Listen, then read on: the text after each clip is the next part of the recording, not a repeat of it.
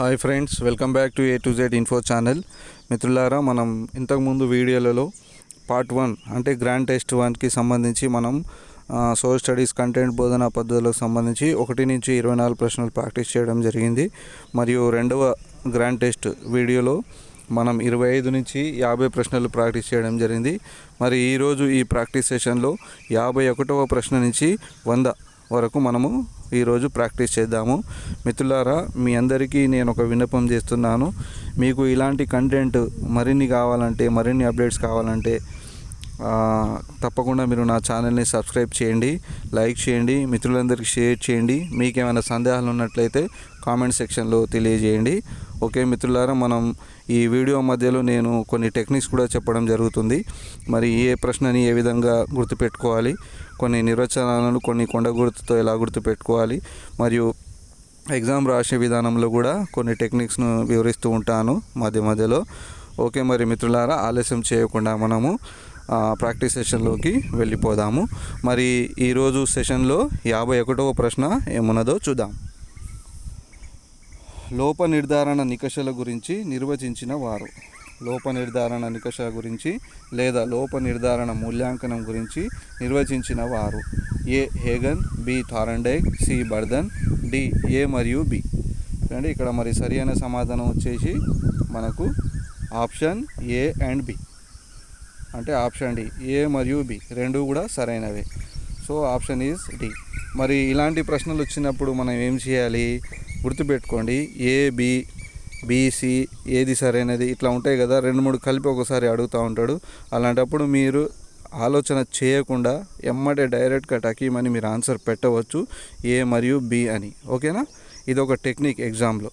అయితే ఇది అన్ని సందర్భాలలో ఉండదు, కానీ 90% మాత్రం ఈ టెక్నిక్ ఫాలో అవ్వచ్చు మనము. ఒక 10% ఒక్కొక్క సందర్భంలో మనల్ని కన్ఫ్యూజ్ చేస్తూ ఉంటాడు. ఓకే మిత్రులారా, మరి 52వ ప్రశ్న చూద్దాము.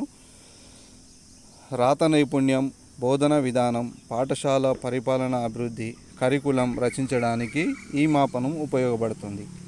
ఏ పరిశీలన పట్టికలు, బి చెక్ లిస్టులు, సి ఎనక్డోటల్ రికార్డ్, సి అంచనా మాపని rating scale.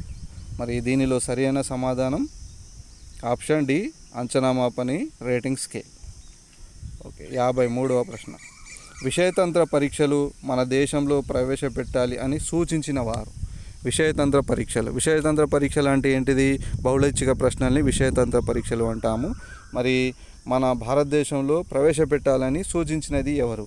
Option A Mudaliar, B B S Bloom, C Edgar Dale, D Maslow.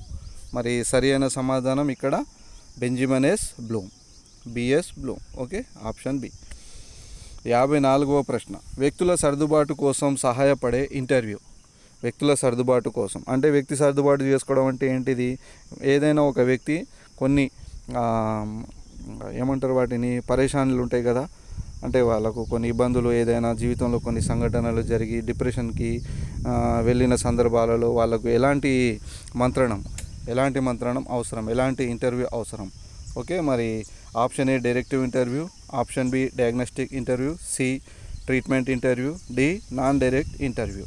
మరి సరైన సమాధానం వచ్చేసి ఇక్కడ ట్రీట్మెంట్ ఇంటర్వ్యూ చేయాలి. వారిని ఏం చేయాలి? Treatment interview. ఓకే, వారు సమస్యతో సతమతం అవుతున్నారు కాబట్టి వాళ్ళ సమస్యను పరిష్కరించే దిశగా మనము తీసుకువెళ్ళాలి. అందుకు ట్రీట్మెంట్ చేయాల్సిన అవసరం ఉంటుంది ఒక సైకాలజీ దగ్గర.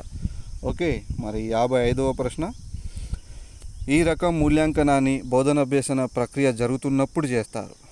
ఈ రకమైన మూల్యాంకన బోధనాభ్యసన జరుగుతున్నప్పుడు చేస్తారు. అంటే ఏ సమగ్ర మూల్యాంకనం, బి లోప నిర్ధారణ మూల్యాంకనం, సి నిర్మాణాత్మక మూల్యాంకనం, డి అనియు. మరి ఏ మూల్యాంకనం చేస్తారు? ఇక్కడ ఈజీగా చెప్పవచ్చు, అవకాశం ఉంది, ట్రై చేయండి. ఓకే, మరి ఆప్షన్ సి నిర్మాణాత్మక మూల్యాంకనం. చూడండి, పాఠ్యాంశ బోధన జరుగుతున్న క్రమంలో ఉపాధ్యాయుడు పిల్లల్ని మధ్య మధ్యలో కొన్ని ప్రశ్నలు అడుగుతూ ఉంటాడు. ఓకేనా, అలాంటి ప్రశ్నలనే మనం ఈరోజు ఇక్కడ బోధనాభ్యసన ప్రక్రియ జరుగుతున్నప్పుడు జరుగుతాం. దాన్నే మన నిర్మాణాత్మక మూల్యాంకనం అని అంటాం. ఓకే, 56వ ప్రశ్న. ఈ పరీక్షలలో ఆత్మాశ్రయతకు హెచ్చు తావు ఉంటుంది. ఈ పరీక్షలలో ఆత్మాశ్రయత హెచ్చు అవకాశం ఉంటుంది. ఆత్మాశ్రయత అంటే తను సొంతంగా ఊహించి వ్యక్తిగతంగా ఆలోచించి రాసే అవకాశం ఉండటాన్ని ఆత్మాశ్రయతకు ఎక్కువ అవకాశం ఉంటుంది. ఏది ఇక్కడ సమాధానం? ఆప్షన్ ఏ రాత పరీక్ష, బి మౌఖిక పరీక్ష, సి ప్రశ్నావళి, డి విషయతంత్ర పరీక్ష. మరి సరి అయిన సమాధానం ఇక్కడ బి మౌఖిక పరీక్ష.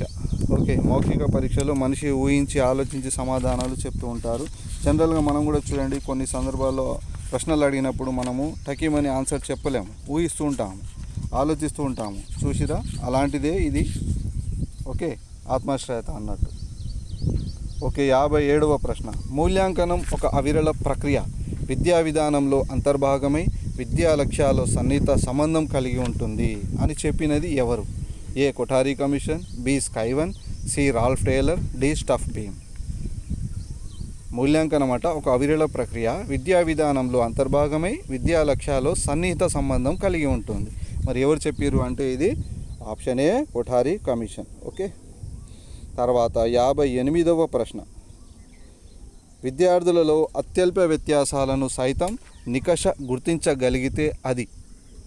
విద్యార్థుల సాధనలో అత్యల్ప వ్యత్యాసాలను సైతం నికష గుర్తించగలిగితే అది డాష్ విశ్వసనీయత కలిగి ఉంటుంది, బి సప్రమాణత కలిగి ఉన్నట్టు, సి ఆచరణాత్మకత కలిగి ఉన్నట్టు, డి విచక్షణా శక్తి కలిగి ఉన్నట్టు.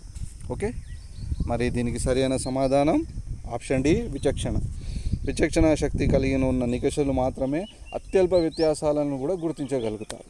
ఓకే, తర్వాత 59వ ప్రశ్న. పరీక్షా విధానంలో 15 నుంచి 40% వరకు విషయతంత్ర ప్రశ్నలను ప్రవేశపెట్టాలి అని సూచించినది. చూడండి, పరీక్షా విధానంలో 15% నుంచి 40% వరకు విషయతంత్ర పరీక్షలు ఆబ్జెక్టివ్ టైప్ బిట్స్ ఉండాలని సూచించినది ఎవరు? A Mudaliar, B Benjamin S Bloom, C Kothari, D Yashpal. మరి దీనికి సరైన సమాధానము ఆప్షన్ డి యశ్పాల్ కమిటీ సూచించినది ఆబ్జెక్టివ్ టైప్ బిట్స్ ఉండాలి, 15 నుంచి 40% ఉండాలట. ఓకే, 66వ ప్రశ్న.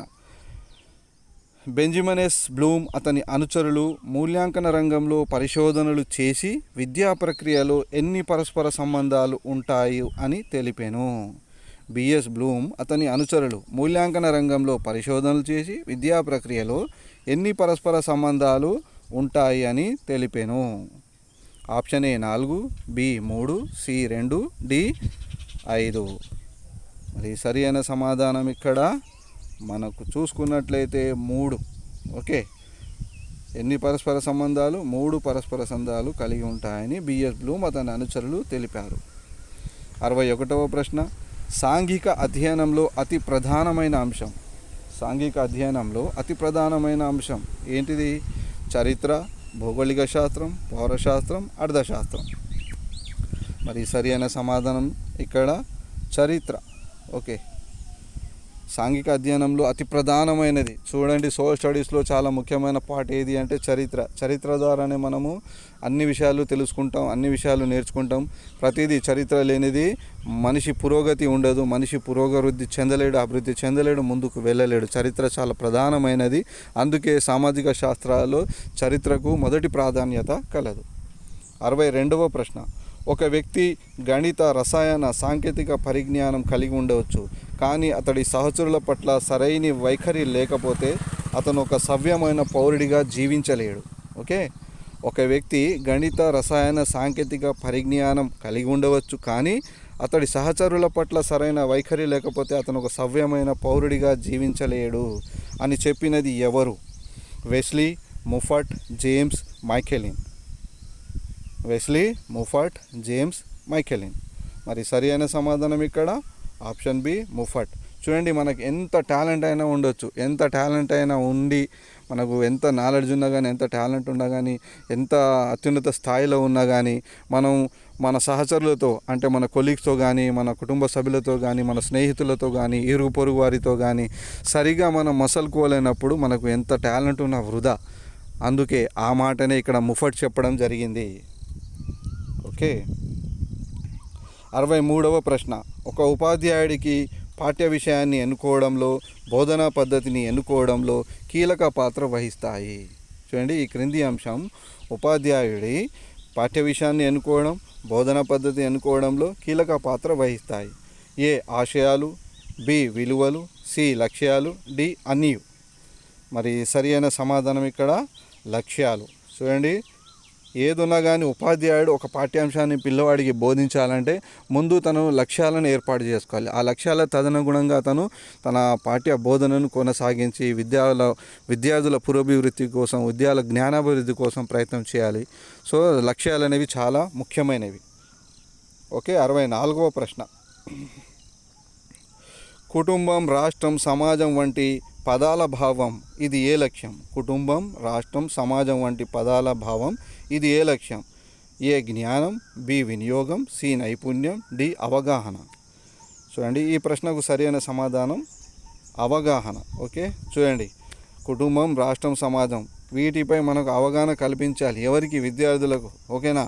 ఇది చాలా ముఖ్యమైన లక్ష్యం అన్నట్టు, అవగాహన కల్పించడం. అన్ని విషయాలపై పిల్లలకు అవగాహన కల్పించాలి. ఓకే, 65వ ప్రశ్న. శత్రువును ఎదిరించడంలో శివాజీ చూపిన పరాక్రమం. శత్రువును ఎదిరించడంలో శివాజీ చూపిన పరాక్రమం.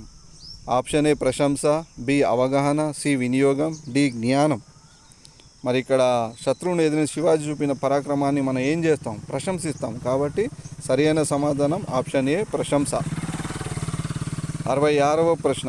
అభినందించే గుణం ఈ దశలోనే అభివృద్ధి చెందుతుంది. ఎంకరేజ్ చేస్తాం కదా, మనం అప్రిషియేట్ చేస్తుంటాం కదా, అలాంటి గుణం ఏ దశలో అభివృద్ధి చెందుతుంది అంటే ఏ ప్రతిస్పందించే దశలో, బి వ్యవస్థాపన, సి శీలస్థాపన, డి విలువ కట్టడం. మరి చూడండి, ఇక్కడ అభినందించే గుణం ఎప్పుడు ఒక వ్యక్తి ఒక మంచి పని చేసినప్పుడు తనని మనం అప్రిషియేట్ చేస్తాం. ఒక పిల్లవాడు మంచిగా చదివినప్పుడు, మంచి మార్కులు తెచ్చుకున్నప్పుడు తనని మనం ప్రశంసిస్తాం. మరి అది ప్రశంస అనేది చేయడానికి ముందు ఏం చేయాలి? ఒక ఎగ్జామ్ నిర్వహిస్తాం, ఒక పరీక్ష నిర్వహిస్తాం. దాంట్లో వచ్చిన మార్కుల్ని బట్టి తనని ప్రశంసిస్తాం. అంటే ఇక్కడ సమాధానం మీరు ఈజీగా ఊహించి చెప్పవచ్చు. ఇప్పుడు ఆప్షన్ డి విలువ కట్టడం. 67వ ప్రశ్న. విద్యార్థి ఏ కృత్యమైనా తనంత తానుగా ఎటువంటి తడబాటు లేకుండా ప్రయత్నంగా చేయడాన్ని. ఓకే, విద్యార్థి ఏ కృత్యమైనా తనంత తానుగా ఎటువంటి తడబాటు లేకుండా ప్రయత్నంగా చేయడాన్ని ఏమంటారు? హస్తలాఘవం, సహజీకరణం, సునిశ్చితత్వం, డి సమన్వయం. మరి సరైన సమాధానం ఇక్కడ చూడండి, సహజీకరణం. చాలా న్యాచురల్గా చేసుకుంటూ వెళ్ళిపోతాడు పని. ఆ పని చేస్తున్నప్పుడు మనకు కూడా అనిపిస్తూ ఉంటుంది, ఇంత ఈజీగా చేసిండు ఏంద్రా అని అనిపిస్తుంటుంది. అంటే అంత ఈజీగా చకచకా చేసేస్తుంటాడు ఆ పనిని. అంటే తను ఆ పనిలో ఎక్స్పర్ట్ అన్నట్టు. అది చేసి తన చేతికి అది ఒక సహజంగా వచ్చే పనిలా మారిపోతుంది. అంత ఈజీగా చేసేస్తాడు. ఫర్ ఎగ్జాంపుల్ మనం చూసుకున్నట్లయితే ఇక్కడ మనం డ్రైవింగ్ నేర్చుకోకముందు ఎన్నో పాటలు పాడతాము. ఒకసారి డ్రైవింగ్ నేర్చుకున్నామా ఇక తర్వాత చూడండి, ఇక మనము ఎంత ఈజీగా డ్రైవ్ చేసుకుంటూ వెళ్ళిపోతామంటే అవతల వెనక కూర్చున్న వ్యక్తి భయపడుతుంటాడు, కానీ తను సహజంగా ఆ డ్రైవింగ్ చేసుకుంటూ వెళ్ళిపోతూ ఉంటాడు. ఓకే, 68వ ప్రశ్న. దీనిలో ఏది లేకపోతే సాంఘిక అధ్యయనం పరిపూర్ణం కాదు. సాంఘిక అధ్యయనం పరిపూర్ణం కాదు. చరిత్ర, పౌరశాస్త్రం, అర్థశాస్త్రం, భూగోళ శాస్త్రం. చరిత్ర, పౌరశాస్త్రం, అర్థశాస్త్రం, భూగోళ శాస్త్రం. చూడండి, సాంఘిక అధ్యయనం పరిపూర్ణం కావాలంటే ఖచ్చితంగా అర్థశాస్త్రం ఉండాలి. సో ఇక్కడ ఆన్సర్ వచ్చేసి అర్థశాస్త్రం. చూడండి, మానవ సంబంధాలన్నీ ఆర్థిక సంబంధాలని జాకబ్ వైనర్ చెప్తాడు. చాలామంది అనేక రకాల నిర్వచనాలు ఇచ్చారు. మరి అన్ని నిర్వచనాల్లో నాకు అనుభవపూర్వకంగా చాలా ఇష్టమైనది, చాలా నచ్చిన నిర్వచనం ఏది అంటే మానవ సంబంధాలన్నీ ఆర్థిక సంబంధాలని జాకబ్ వైనర్ చెప్తాడు. అది చాలా ముమ్మాటికి 100% నిజం అది. సో ఇక్కడ కూడా సాంఘిక అధ్యయనాలు పరిపూర్ణం కావాలంటే అర్థశాస్త్రం కంపల్సరీగా ఉండాలి. ఓకే, 69వ ప్రశ్న.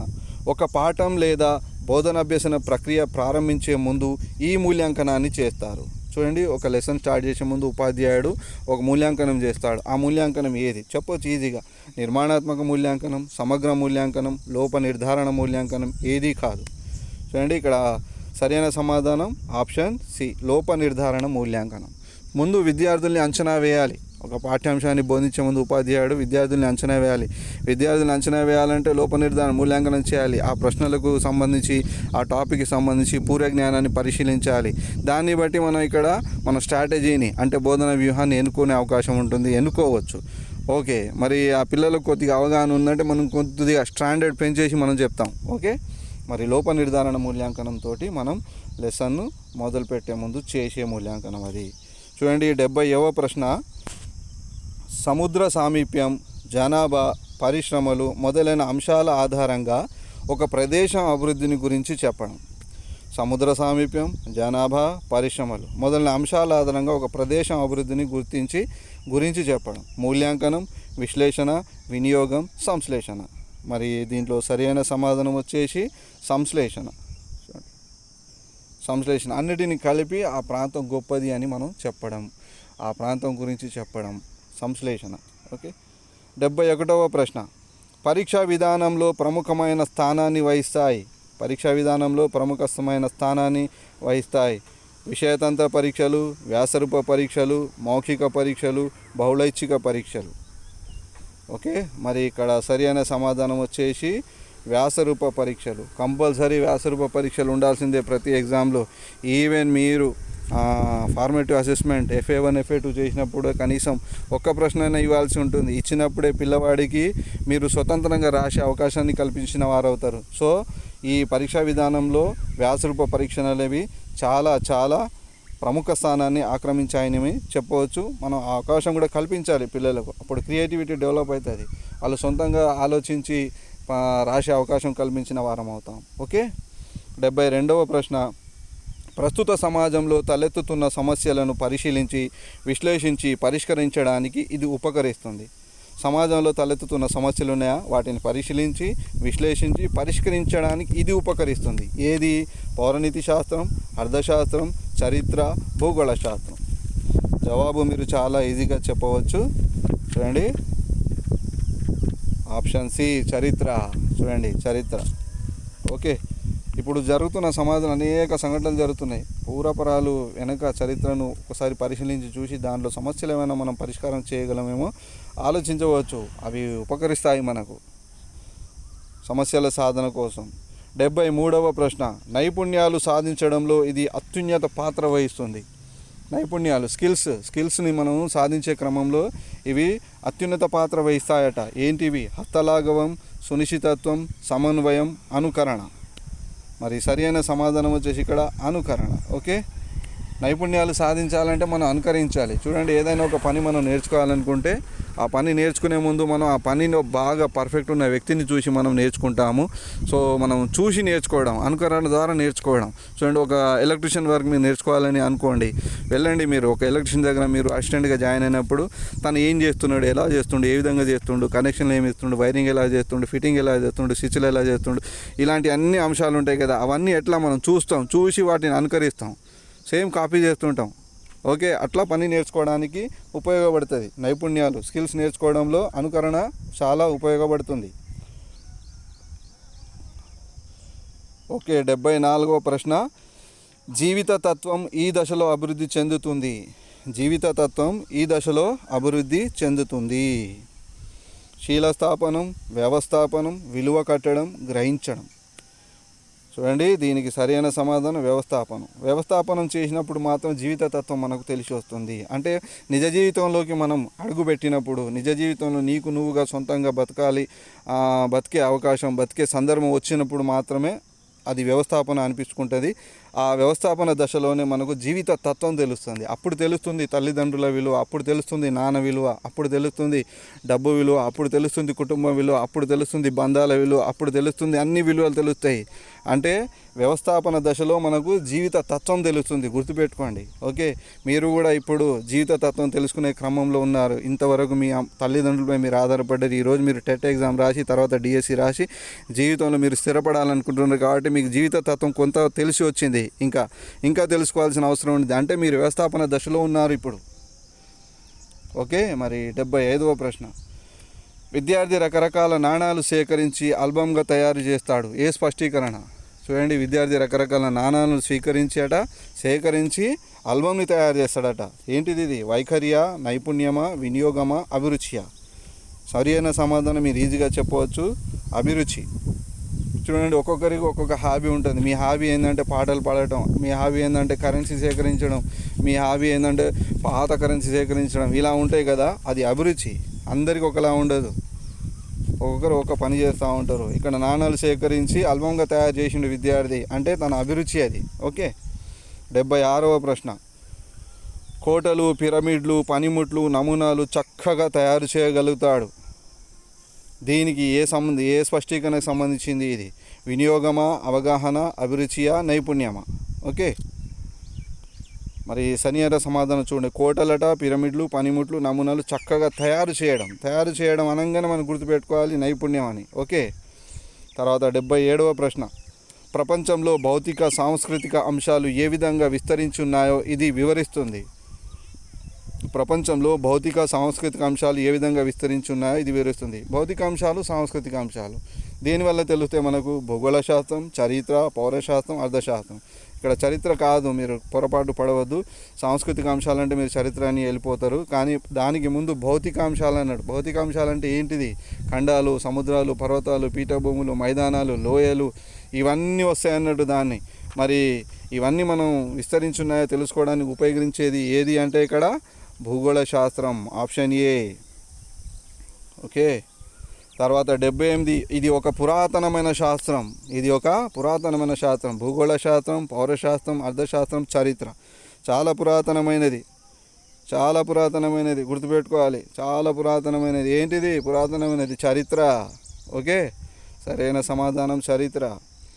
ఒక నికష ఏ విషయాన్ని పరీక్షించడానికి తయారు చేయడం జరిగిందో అదే విషయాన్ని సరిగ్గా పరీక్షించినట్లయితే సప్రమాణత, విశ్వసనీయత, వస్త్రాశ్రయత, విచక్షణాశక్తి ఏది ఉన్నట్టు? ప్రయత్నం చేయండి, చెప్పగలరా?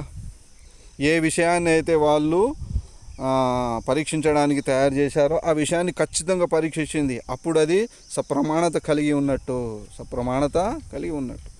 80వ ప్రశ్న.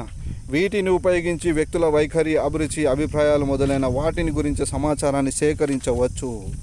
వీటిని ఉపయోగించి వ్యక్తుల వైఖరి, అభిరుచి, అభిప్రాయాలు మొదలైన వాటిని గురించిన సమాచారం సేకరించవచ్చు.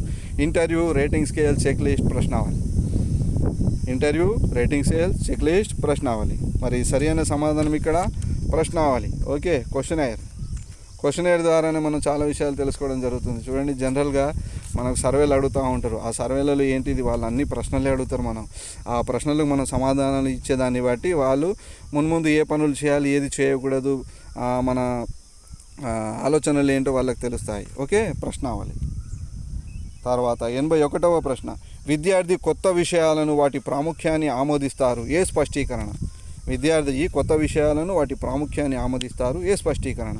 అభిరుచి, నైపుణ్యం, వైఖరి, వినియోగం. ఓకే, మరి సరైన సమాధానం చూసినట్లయితే కొత్త విషయాలను వాటి ప్రాముఖ్యాన్ని ఆమోదిస్తారు. ఏంటిది ఆమోదించడం అంటే? ఒక్కటే గుర్తుపెట్టుకోవాలి, వైఖరి. ఆమోదించడం అనేది నువ్వు మాత్రమే ఆమోదిస్తావు, పక్కోడు ఆమోదిస్తావు, నువ్వు ఆమోదించావు. గుర్తుపెట్టుకో, నువ్వు చేసింది మాత్రమే, నువ్వు ఆమోదించింది మాత్రమే అది నీ వైఖరిని తెలుపుతుంది. చూడండి, వైఖరి అనేది భిన్న వ్యక్తులకు వివిధ రకాలుగా ఉంటుంది. ఒకరికి ఆమోదించింది, ఒకరికి అనామోదం కూడా కావచ్చు. ఓకేనా? తర్వాత 82వ ప్రశ్న. ఉష్ణమండల ఎడారులు ఖండాన్ని పశ్చిమ భాగానే ఉన్నాయి, కానీ తూర్పు భాగంలో లేకపోవడానికి గల అంశాలను చెప్పడం లేదా కారణాలను చెప్పడం. ఆప్షన్ ఏ సంశ్లేషణ, బి మూల్యాంకనం, సి వినియోగం, డి విశ్లేషణ. ఓకే, ఉష్ణమండల ఎడారులట ప్రతి ఖండానికి, ప్రతి దేశానికి పశ్చిమ భాగానే ఉన్నాయి. ఎందుకు? కానీ తూర్పు భాగంలో లేడానికి కారణాలను, అంశాలను చెప్పడం. ఇది ఏ స్పష్టీకరణ తెలియజేస్తుంది అంటే చూడండి, ఇక్కడ సంశ్లేషణ, మూల్యాంకనమా, వినియోగమా, విశ్లేషణ. ఇది సరైన సమాధానం విశ్లేషణ. అంటే విశ్లేషించగలిగే స్థాయికి వెళ్ళిపోయింది అన్నట్టు తను. ఓకే, తర్వాత 83వ ప్రశ్న. విద్యార్థి దేశ పటాలను ఆధారంగా చేసుకొని తన ప్రయాణాన్ని చేయగలగడం. చూడండి, ఇది హై స్కిల్. ఇది విద్యార్థి దేశ పటాలను ఆధారంగా చేసుకొని తన ప్రయాణాన్ని చేయగలగడం. ఈరోజు మనం చూస్తూనే ఉంటాము. చూడండి, గూగుల్ మ్యాప్ పెట్టుకొని కారులో, బైక్లో చాలామంది అడ్రస్ లేకున్నా కానీ ఆ అడ్రస్ నేమ్ కొట్టంగానే మనకు అన్నీ తెలుస్తాయి. ఆ గూగుల్ మ్యాప్ ఆధారంగా అన్నీ తిరిగి తను చేయాల్సిన పనులన్నీ చేస్తూ ఉంటాడు. ఒక్కొక్కరికి ఒక్కో రకమైన పని ఉంటుంది, తెలుసు కదా. ఇప్పుడు జనరల్గా పనిని బట్టి, వాళ్ళకి అవసరాలని బట్టి అక్కడ మ్యాప్లను ఉపయోగించడం జరుగుతుంది. మరి దేశ పటాలను ఉపయోగించాట అతను మొత్తం ప్రయాణం చేసినట. మరి దీని ఏ స్పష్టీకరణను తెలియజేస్తుంది? ఓకే, చూసుకున్నట్లయితే ఇక్కడ మనకు వినియోగం అంటే విద్యార్థి పటాలను వినియోగిస్తుండు. ఓకే, గూగుల్ మ్యాప్ని వినియోగించి తన బైక్పై మొత్తం రైడింగ్ చేస్తున్నాడు. ఓకేనా? ఫర్ ఎగ్జాంపుల్ చూసుకున్నట్లయితే ఒక పిజ్జా డెలివరీ బాయ్ ఏం చేస్తాడు? తనకు పిజ్జా ఆర్డర్ వచ్చింది, తను డెలివరీ చేయాలి, అడ్రస్ తెలియదు. అప్పుడు తను ఏం చేస్తాడు? తన ఇంటి నెంబర్ అది ఏదైతే ఉన్నదో లొకేషన్ మార్క్ని పంపమంటాడు. ఆ లొకేషన్ని పంపినప్పుడు మనం ఆ లొకేషన్ని ఆధారంగా చేసుకొని గూగుల్ మ్యాప్ పెట్టుకొని ఆ డెలివరీ బాయ్ అక్కడ పిజ్జాని డెలివరీ చేయడం జరుగుతుంది. అంటే ఇక్కడ వినియోగం జరిగింది. ఓకేనా, వినియోగం జరిగింది. 84వ ప్రశ్న. ఈ స్థాయిలో కొన్ని ప్రత్యేక అభిప్రాయాలు, నమ్మకాలు, వైఖరిలో కూడిన ప్రవర్తన ఉంటుంది. ఈ స్థాయిలో కొన్ని ప్రత్యేక అభిప్రాయాలు, నమ్మకాలు, వైఖరులతో కూడిన ప్రవర్తన ఉంటుంది. ఏ స్థాయిలో? వ్యవస్థాపన, విలువ కట్టడం, గ్రహించడం, శీలస్థాపన. మరి సరైన సమాధానం వచ్చేసి ఇక్కడ ప్రత్యేక అభిప్రాయాలు, నమ్మకాలు, వైఖరి. ఇక్కడ శీలస్థాపన జరిగినప్పుడే మనం అభిప్రాయాలు, నమ్మకాలు, వైఖరులను ఉంటాయి. చూడండి, శీలస్థాపన, నమ్మకాలు, కొంతమంది ఆ దేవుణ్ణి, కొంతమంది ఈ దేవుణ్ణి, రకరకాలుగా వాళ్ళ ఇష్టమైన దేవుళ్ళని నమ్ముతూ ఉంటారు. కొంతమంది అనేక రకాల వైఖరులు కలిగి ఉంటారు. కొంతమందికి కొన్ని విషయాల పట్ల మంచి అభిప్రాయం ఉండొచ్చు, కొంతమందికి చెడ్డ అభిప్రాయం కూడా ఉండొచ్చు. ఇవన్నీ ఏ క్రమంలో ఏర్పడతాయంటే శీలస్థాపన స్థాయిలో ఏర్పడతాయి. ఓకే, 85వ ప్రశ్న. అభ్యసన అనుభవాలను పొందడంలో దీని పాత్ర అవసరమైంది. ఓకే, అభ్యసన అనుభవాలను పొందడంలో దీని పాత్ర అవసరమైంది. ఆప్షన్ ఏ ఇల్లు, బి పాఠశాల, సి సమాజం, డి సమవయస్కుల బృందం. ఓకే, మరి ఈ ప్రశ్నకు సరైన సమాధానం చూసుకున్నట్లయితే అభ్యసన అనుభవాలు పొందడం దీని పాత్ర ప్రముఖమైనది. ఏంటిది? ఇల్లు. మనిషికి ఇల్లు ప్రాథమికమైనది. మనిషి పుట్టిన తర్వాత ఇంటి నుంచి అన్ని విషయాలు నేర్చుకుంటాడు. ప్రాథమికంగా మనిషికి పాఠశాల, ఇల్లే ఒక పాఠశాల. మొదటి గురువు తల్లి, అర్థమైందా? తర్వాత తండ్రి, తర్వాత అన్నదమ్ములు, సమవయస్కులు, ఇరుగు పొరుగు, ఇవన్నీ స్టెప్ బై స్టెప్ డెవలప్ అవుతాయి. ఓకేనా, ప్రాథమికంగా అయితే ఇల్లు. ఓకే, 86వ ప్రశ్న. అభ్యసన ప్రక్రియను నిర్దేశించడానికి ఉపాధ్యాయుడు అనుసరించే పద్ధతి నిర్వచించినది. అభ్యసన ప్రక్రియను నిర్దేశించడానికి ఉపాధ్యాయుడు అనుసరించే విధానమే పద్ధతి అని నిర్వచించినది. చూడండి, పద్ధతి అనే దానికి నిర్వచనం ఎవరిచ్చిరు? Option A Bedi, B Wesley, C Hagen, D Thorndike. మరి ఈ ప్రశ్నకు అంటే ఈ నిర్వచనం ఇచ్చిన వారు ఇక్కడ ఎవరు మనం చూసుకున్నట్లయితే ఇక్కడ ఓకే, అభ్యసన ప్రక్రియ నిర్దేశించడానికి ఉపాధ్యాయుడు అనుసరించే విధానమే పద్ధతి అని నిర్వచించినది. Okay, Wesley. ఓకే, సరైన సమాధానం ఇక్కడ వెస్లీ. పద్ధతి వెస్లీ, గుర్తుపెట్టుకోండి. పద్ధతి వెస్లీ, ఇలా గుర్తుపెట్టుకోండి ఈ నిర్వచనాన్ని. 87వ ప్రశ్న. ఉపన్యాసంలో ఇది ముఖ్యమైన దశ. ఉపన్యసిస్తుంటారు కదా, మరి ఉపన్యాసంలో ఇది ముఖ్యమైన దశ ఏది? ప్రారంభ దశ, అభివృద్ధి దశ, ముగింపు దశ, ఏది కాదు? చాలా ముఖ్యమైనది. ప్రారంభ దశ, అభివృద్ధి దశ, ముగింపు దశ, ఏది కాదు? మరి సరైన సమాధానం వచ్చేసి ఇక్కడ అభివృద్ధి దశ. చూడండి, ఇంట్రడక్షన్ ఎవరైనా ఇస్తారు, తర్వాత ముగింపు ఎవరైనా చెప్తారు, కానీ మధ్యలో ఏదైతే విషయాలు చెప్తారో అవి చాలా ముఖ్యమైనవి.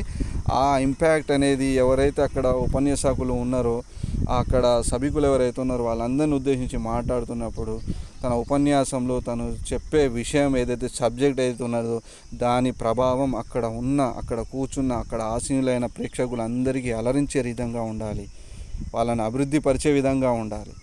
ఓకేనా, ఉపన్యాసంలో అతి ముఖ్యమైనది ఏది అంటే ప్రారంభం కాదు, ముగింపు కాదు, మధ్యలో ఉండేది. చూసిరా, అభివృద్ధి దశ చాలా ముఖ్యమైనది. 88వ ప్రశ్న. విద్యార్థులు ఎత్తైన ప్రదేశాల ఎత్తును పరీక్షించడం వల్ల ఎత్తు పెరిగిన కొద్దీ ఉష్ణోగ్రత తగ్గుతుంది అని నిర్ణయం చేస్తారు. విద్యార్థులు ఎత్తైన ప్రదేశాలను పరీక్షించడం వల్ల ఎత్తు పెరిగిన కొద్దీ ఏమవుతుందంట? ఉష్ణోగ్రత తగ్గుతుంది అని విద్యార్థి గ్రహించాడు. ఇదే దృక్పథం. చూడండి, నిగమనాత్మక దృక్పథం, ఆగమనాత్మక దృక్పథం, మూలాధార పద్ధతి, సామాజిక కృత పద్ధతి. మరి దీనికి సరైన సమాధానం ఏ దృక్పథం అంటే ఆగమనాత్మక దృక్పథం. 89వ ప్రశ్న. ఈ పద్ధతి విద్యార్థుల స్వయం కృషికి ప్రేరణ ఇస్తుంది. ఏ సమస్య పద్ధతి, బి ఉపన్యాస ప్రదర్శన పద్ధతి, సి ప్రక్షేపణ, డి మూలాధార పద్ధతి. ఓకే, ఏ పద్ధతి? మరి విద్యార్థుల స్వయం కృషి ఉంటుంది. ఇక్కడ దేంట్లో ఉంటుంది? సమస్య. మీరు ఒక సమస్య ఇచ్చిర్రు, ఆ సమస్యను సాధించడానికి విద్యార్థి చాలా కృషి చేస్తూ ఉంటాడు. ఫర్ ఎగ్జాంపుల్ చూసుకున్నట్లయితే మీరు ఒక మ్యాప్ గీయమని చెప్తారు, చూడకుండా, ఏది బుక్ ముట్టకుండా, అచ్చు వేయకుండా మీరు సొంతంగా యాజిటీస్గా ప్రయత్నం చేయండి. ఇండియా మ్యాప్ కానీ తెలంగాణ మ్యాప్ కానీ వేయడానికి ప్రయత్నం చేయండి అన్నప్పుడు విద్యార్థి మొత్తం ఇన్వాల్వ్ అయిపోతాడు. తన కృషిని అంతటిని, తన నాలెడ్జ్ అంతటిని, తన ఊహాత్మక శక్తి అంతటిని ఉపయోగించి తను డ్రాయింగ్ చేయడానికి చాలా కృషి చేస్తాడు. సో సమస్య పద్ధతి అన్నట్టు ఇది. ఒక విధంగా చెప్పాలంటే ఇక సమస్య అంటే మనకు మ్యాథ్స్ అనిపిస్తుంది. మ్యాథ్స్లో సమస్యను పరీక్షించిన విద్యార్థి చాలా కృషి చేస్తాడు చెప్పవచ్చు. అది మ్యాథ్స్ కంటెంట్, ఇది సోషల్ కంటెంట్. సోషల్ కంటెంట్లో మనం మ్యాప్ల గురించి మాట్లాడాలి. ఓకే, ఒకవేళ మ్యాథ్స్ వాళ్ళు ఉంటే వాళ్ళు కూడా దీన్ని అప్లై చేసుకోవచ్చు. 90వ ప్రశ్న, అవగాహన లక్ష్యం యొక్క స్పష్టీకరణం కానిది. అవగాహన లక్ష్యం ఏదైతే ఉన్నదో దానికి సంబంధించిన స్పష్టీకరణం కానిది. ఏ విచక్షణ చేస్తాడు, బి ఫలితాలు ఇస్తాడు, సి సంబంధాలు గుర్తిస్తాడు, డి ఉదాహరణ ఇస్తాడు. మరి సరైన సమాధానం వచ్చేసి ఇక్కడ ఫలితాలను ఊహిస్తాడు. అవగాహన లక్ష్యం యొక్క స్పష్టీకరణలో ఆ ఫలితాలు ఉండవు, మిగతా 3 ఉంటాయి. ఓకే, మితిమీరిన కంప్యూటర్ల వినియోగం ఎంతవరకు సమంజసమో నిర్ణయించగలగడం. చూడండి, ఈరోజు ప్రతి పనికి కంప్యూటర్లు, మెషిన్ ఉపయోగించడం టెక్నాలజీని ఉపయోగించడం జరుగుతుంది. ఇది ఎంతవరకు సమంజసం అనేది నిర్ణయించగలగడం ఒక విద్యార్థి. అవగాహన, జ్ఞానమా, మూల్యాంకనమా, వైఖర్య. చాలా చూడండి, ఇది చాలా చాలా హయ్యెస్ట్ అన్నట్టుగా ఇది మూల్యాంకనం. అంటే మూల్యాంకనం చేస్తుండు. మితిమీరిన కంప్యూటర్ల వినియోగంతో ఈరోజు పనులన్నీ చేస్తున్నారు. ఇది ఏదో ఒక రోజు మనిషి మేధస్సుకు దెబ్బతింటుంది. మనిషి యొక్క విలువ తగ్గిపోతుంది, మిషన్ల యొక్క ప్రాధాన్యత పెరిగిపోతుంది. సో ఈ మూల్యాంకనం విద్యార్థి చేయగలిగిండు. ఓకే, 92వ ప్రశ్న, ఉపన్యాసం ఒక బోధన విధాన శాస్త్ర పద్ధతి అని నిర్వచించినది. ఉపన్యాసం ఒక బోధన విధాన శాస్త్ర పద్ధతి అని నిర్వచించినది ఎవరు? Wesley, Bedi, Hagen, James Michaelin. మరి ఈ ప్రశ్నకు సరైన సమాధానం జేమ్స్ మైఖెలిన్. ఓకే, గుర్తుపెట్టుకోండి, ఉపన్యాసం ఒక బోధన విధాన శాస్త్రీయమైన పద్ధతి అని నిర్వచించినది జేమ్స్ మైఖెలిన్. 93వ ప్రశ్న, ఉపన్యాస ప్రదర్శన పద్ధతిలో బోధించలేని అంశాలు. ఉపన్యాస ప్రదర్శన పద్ధతిలో బోధించలేని అంశాలు: జనాభా సమస్య, భ్రమణం, పరిభ్రమణం, సౌర కుటుంబం, భూ అంతర్భాగాలు. ఓకే, ఏది బోధించలేము ఇక్కడ ఉపన్యాస ప్రదర్శన పట్టిలో? జనాభాను బోధించలేము. జనాభాను బోధించాలంటే మనకు పట్టికలు, గ్రాఫ్లు, టేబుల్స్, తర్వాత line graphs, bar graphs, charts, వీటి ద్వారా మనం చక్కగా వివరించవచ్చు. కానీ ఉపన్యాసం ద్వారా వివరించడం కష్టం. అంటే జస్ట్ ఓరల్గా మనం మాట్లాడతాం, ఉపన్యాసం అయితే ఇవ్వలేము. ఉపన్యాసం ఇవ్వాలంటే మన బోధన ఉపకరణాలు ఉపయోగించాల్సిన పరిస్థితి ఉంటుంది. జనాభా పాఠం చెప్పాలంటే భ్రమణం, పరిభ్రమణం ఎక్సలెంట్ ఉపన్యాసం ఇవ్వచ్చు. సౌర కుటుంబం ఉపన్యాసం, భూ అంతర్భాగాలు ఉపన్యాసం.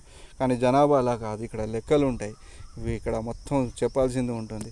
దాని గ్రాఫ్లు, పటాలు, పట్టికలు, పరిశీలనలు ఇవన్నీ అవసరం. ఓకే, 94వ ప్రశ్న, జీవించడానికి నేర్చుకోక జీవిస్తూ నేర్చుకోవాలి అనే సూత్రంపై ఈ పద్ధతి ఆధారపడుతుంది. జీవించడానికి నేర్చుకోక జీవిస్తూ నేర్చుకోవాలి అనే సూత్రంపై ఈ పద్ధతి ఆధారపడుతుంది. ఏ సమస్య పరిష్కార పద్ధతి, బి ప్రాజెక్ట్ పద్ధతి, సి మూలాధార పద్ధతి, డి ఉపన్యాస పద్ధతి. ఓకే, మరి ఇక్కడ జీవించడానికి నేర్చుకోక జీవిస్తూ నేర్చుకోవాలి. చూసిరా, ప్రాజెక్ట్ పద్ధతి. సరైన సమాధానం ప్రాజెక్ట్ పద్ధతి. 95వ ప్రశ్న, ఏ పద్ధతిలో ఆధారాలను వెతికి, పరిశీలించి, పరీక్షించి, శోధించి తద్వారా విద్యార్థులకు ప్రత్యక్ష అనుభవాలు కలుగుతాయి? ఏ పద్ధతిలో ఆధారాలను వెతికి, పరిశీలించి, పరీక్షించి, శోధించి విద్యార్థుల ప్రత్యక్ష అనుభవాలను కలిగించాలి? ప్రాజెక్ట్ పద్ధతి, ఉపన్యాస ప్రదర్శన పద్ధతి, మూలాధార పద్ధతి, సమస్య పరిష్కార పద్ధతి. మరి ఈ ప్రశ్నకు సరైన సమాధానం వచ్చేసి మూలాధార పద్ధతి. చూడండి, వెతుకు అన్నప్పుడు మీరు గుర్తుపెట్టుకోవాలి మూలాధారాలు అంటే అసలు ఆ ప్రశ్నకి, ఆ అంశానికి సంబంధించిన మూలాలు ఎక్కడ ఉన్నాయి అక్కడి నుంచి తీసుకురావాలి. వెతికి అని ఒక క్లూ ఇచ్చింది కాబట్టి మనం దీనికి మూలాధార పద్ధతి అనేది చాలా ఈజీగా ఇవ్వచ్చు. ఖచ్చితంగా మీకు డెఫినేషన్ ఎలా అడిగినా కానీ ఆ డెఫినేషన్లో మీకు వెతికి అనే ఒక కీవర్డ్ కనిపిస్తుంది. ఆ కీవర్డ్ కనిపిస్తే మీరు కన్ఫ్యూజ్ కాకుండా మూలాధార పద్ధతి అని కూడా పెట్టవచ్చు. లేదంటే మీరు బాగా విశ్లేషించినట్లయితే ఇక్కడ చాలా ఈజీగా ఉంది. ఇక్కడ వెతకాలట, పరిశీలించాలి, పరీక్షించాలట, శోధించాలట. ఇవన్నీ ఎక్కడి నుంచి తీసుకోవాలి? ఇవన్నీ అంటే మూలాల నుంచి తీసుకోవాలి. సో మూలాధార పద్ధతి. ఓకే, 96వ ప్రశ్న, దీనిలో వైఖరి యొక్క స్పష్టీకరణను గుర్తించలేము. దీనిలో వైఖరి యొక్క స్పష్టీకరణను గుర్తించండి. ఏ ఆసక్తి గల అంశాలపై రచనలు చేస్తాడు, బి దత్తాంశాలను వ్యాఖ్యానిస్తాడు, సి ఫలితాలను ఊహిస్తాడు, డి చట్టాలను గౌరవిస్తాడు. మరి ఈ ప్రశ్నకు సరైన సమాధానం కొద్దిగా ఆలోచించండి, ప్రయత్నం చేయండి, చేయగలరేమో. మీ విచక్షణ శక్తి మీరు ఏమైనా ఉపయోగించగలరేమో చూడండి. అవుతుందా? మీ వల్ల సాధ్యమవుతుందా? ఒక చిన్న ప్రయత్నం చేయండి. సరే, కామెంట్ రూపంలో తెలియజేయండి, లేకుంటే కామెంట్ రూపంలో తెలియజేయకుండా కానీ కనీసం మీరన్నా ఊహించి ఒక ఆప్షన్ అక్కడ పెట్టుకోండి. మీకు తెలుస్తుంది చేయగలరా లేదా అనేది. ఓకే, 96. ఓకే, వైఖరి యొక్క స్పష్టీకరణలు గుర్తించాలి. రచనలు చేయడం, దత్తాంశాలను వ్యాఖ్యానించడం, ఫలితాలను ఊహించడం. ఇక్కడ చూడండి, దీనికి సరైన సమాధానం వైఖరికి చట్టాలను గౌరవించడం. చూడండి, చట్టాలను అందరూ గౌరవించరు, కొంతమంది మాత్రమే చట్టాలను గౌరవిస్తూ ఉంటారు. కొంతమంది కొన్ని చట్టాలను ఉల్లంఘించి ప్రవర్తన చేస్తూనే ఉంటారు. తాగకు, మందు తాగి బండి తోలకు, మందు తాగి బండి తోలుతూనే ఉన్నారు. లైసెన్సు లేకుండాను తిరుగుతూనే ఉన్నారు. మైనర్లు బండి తోలొద్దు, తోలుతూనే ఉన్నారు. ఇవన్నీ చూడండి, ఇక్కడ చట్టాలను ఉల్లంఘించడం. కొంతమంది ఉంటారు, అన్ని రకాల చట్టాలను గౌరవిస్తారు, ఆ చట్టాలను పాటిస్తారు. వాళ్ళ వైఖరికి అది నిదర్శనం. ఓకే, 97వ ప్రశ్న. ప్రపంచంలో అతిపెద్ద పిరమిడ్ ఎక్కడ కలదు అనే ప్రశ్నకు విద్యార్థి సమాధానం ఇచ్చాను. అది ఏ స్పష్టీకరణ? చూడండి, ప్రపంచంలో అతిపెద్ద పిరమిడ్ ఎక్కడ ఉందని విద్యార్థిని అడిగితే ఆ ప్రశ్నకు టక్కున సమాధానం చెప్పిండు. ఇది ఏ స్పష్టీకరణ? అవగాహన, వినియోగము, జ్ఞానము, నైపుణ్యం. మీరు చెప్పాలి. ఇప్పుడు చెప్తారా? నాలెడ్జ్ జ్ఞానానికి సంబంధించిన ప్రశ్న అది. ఓకేనా? తర్వాత 98వ ప్రశ్న. సాంఘిక అధ్యయనంలోని కొన్ని సంఘటనలను, ధోరణులను గురించి విద్యార్థులకు క్రమవంతమైన, ప్రభావవంతమైన సమాచారాన్ని అందజేయడానికి ఈ పద్ధతి ఉపయోగిస్తారు. చూడండి, సాంఘిక అధ్యయనాల్లో కొన్ని సంఘటనలట, ధోరణులు విద్యార్థులకు క్రమవంతమైన, ప్రభావవంతమైన సమాచారాన్ని అందజేయడానికి ఈ పద్ధతి ఉపయోగిస్తారు. ఆప్షన్ ఏ సమస్య పరిష్కార, మూలాధార పద్ధతి, ప్రాజెక్ట్ పద్ధతి, ఉపన్యాస పద్ధతి. మరి ఈ ప్రశ్నకు సరైన సమాధానాన్ని చూడండి. సంఘటన, ధోరణి, విద్యార్థుల క్రమవంతమైన, ప్రభావవంతమైన సమాచారం, ఇవన్నీ మన కీవర్డ్సే. సంఘటన గురించి మనం వివరిస్తుంటాం. సంఘటన గురించి వివరించాలంటే ఏ పద్ధతి ఉపయోగిస్తాం మనము? ఓకేనా? తర్వాత సమాచారాన్ని సేకరించి కూడా మనం వాళ్ళకి వివరిస్తుంటాం. ఏ పద్ధతి ఉపయోగిస్తాం? క్లూ ఇస్తున్నా, అర్థం చేసుకోండి, ఆన్సర్ చేయండి. ఓకే, ఎవరైతే ఆన్సర్ చేస్తారో నేను చాలా సంతోషపడతా. ఈ వీడియో చేసినందుకు నాకు గొప్ప బహుమానంగా నేను ఫీల్ అవుతా. ఓకే, చూడండి, ఇక్కడ సంఘటన వివరించడం అంటే ఏంటిది? ఏం లేదు, ఉపన్యాస పద్ధతి. ఏంటిది? ఉపన్యాస పద్ధతి. తర్వాత 99వ ప్రశ్న. మైఖేల్ ఈ సింప్సన్ అభిప్రాయం ప్రకారం ఒక పాఠానికి 90 నిమిషాలు కాల వ్యవధి కేటాయిస్తే ఒక్క నిమిషం.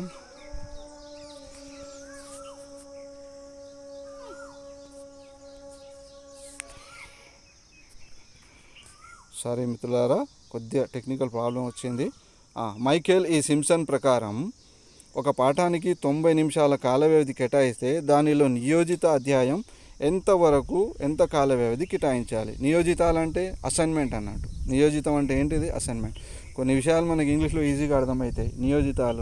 నియోజితాలు ఇంగ్లీష్లో అసైన్మెంట్ అంటాము. మరి ఒక 90 నిమిషాలు కాల వ్యవధి ఒక పాఠ్యాంశ బోధనకు 90 నిమిషాలు కేటాయించినట్లయితే దాని నియోజితాలకు, అసైన్మెంట్స్కి ఎంత సమయం కేటాయించాలి? ఓకే, ఎంత సమయం కేటాయించాలి? 25 నిమిషాలు, 35 నిమిషాలు, 20 నిమిషాలు. ఓకే, మరి ఇక్కడ సరైన సమాధానం 35 నిమిషాలు. చూడండి, 35 నిమిషాలు. ఓకే, మిగతా అంతా మనం పాఠ్యబోధన చేస్తాము. పాఠ్యబోధన చేసినాక 35 నిమిషాలు నియోజితాలు కేటాయించినట్లయితే వాళ్ళు ప్రాక్టీస్ ద్వారా చాలా విషయాలు నేర్చుకోవడానికి అవకాశం ఉంటుంది. ఓకే మిత్రులారా, మరి ఈ ప్రాక్టీస్ సెషన్లో చిట్ట చివరి ప్రశ్న 100వది. మరి ఈ వీడియో మీకు నిజంగా ఖచ్చితంగా నచ్చినట్లయితే ఖచ్చితంగా మీరు నా వీడియోని లైక్ చేయండి, సబ్స్క్రైబ్ చేయండి, మిత్రులందరికీ షేర్ చేయండి. మీకు ఏమైనా సందేహాలు ఉన్నట్లయితే ఖచ్చితంగా కామెంట్ సెక్షన్లో తెలియజేయండి. ఓకే, మరి నా గురించి నేను ఇప్పటివరకు చెప్పలేదు. నా గురించి నేను చెప్పుకోవాలంటే this is Fazal Khan, school assistant social studies. Okay, 2017లో నేను జాబ్ సాధించిన వ్యక్తిని. ఓకే, ఫజల్ ఖాన్ నా పేరు, school assistant social studies. Okay మిత్రులారా, మరి ఈ ప్రాక్టీస్ సెషన్లో చివరి ప్రశ్న చూద్దాము. ఏ పథకంలో ఉపాధ్యాయుడు పాఠశాల సమయం పూర్తి అయిన తర్వాత కొంత అదనపు కాలం తరగతి గదిలోనే ఉంటాడు? చూడండి, ఒక పథకం ఏ పథకంలో ఉపాధ్యాయుడు పాఠశాల సమయం పూర్తి అయిన తర్వాత కొంత అదనపు కాలం తరగతి గదిలోనే ఉంటాడు? ఏ సమావేశ పథకం, బి ప్రత్యేక ఉపాధ్యాయ పథకం, సి అధ్యయన మందిర పథకం, డి అన్యు. మరి సరి అయిన సమాధానం చూసుకున్నట్లయితే ఇక్కడ ఏ పథకంలో ఉపాధ్యాయుడు పాఠశాల సమయం పూర్తి అయిన తర్వాత కొంత అదనపు కాలం తరగతి గదిలోనే ఉంటాడు? ఏ పథకము చెప్తారా? ఓకే, ఆప్షన్ ఏ సమావేశ పథకం. చూడండి, ఈ సమావేశ పథకంలో ఉపాధ్యాయుడు తరగతి బోధన కాకుండా, తరగతి బోధన కేటాయించిన 40 నిమిషాలు కాకుండా అదనంగా ఇంకొంత సమయం కూడా కేటాయించడం జరుగుతుంది. దాన్నే మనం సమావేశ పథకం అని అంటాం. ఓకే మిత్రులారా, ఇంతటితో ఈరోజు ఈ ప్రాక్టీస్ సెషన్లో ఈ ప్రశ్నలతో ముగిస్తున్నాను. మరొక వీడియోలో మరిన్ని ప్రాక్టీస్ బిట్స్తో కలుద్దాం. అంతవరకు సెలవు. All the best. జై హింద్, జై భారత్.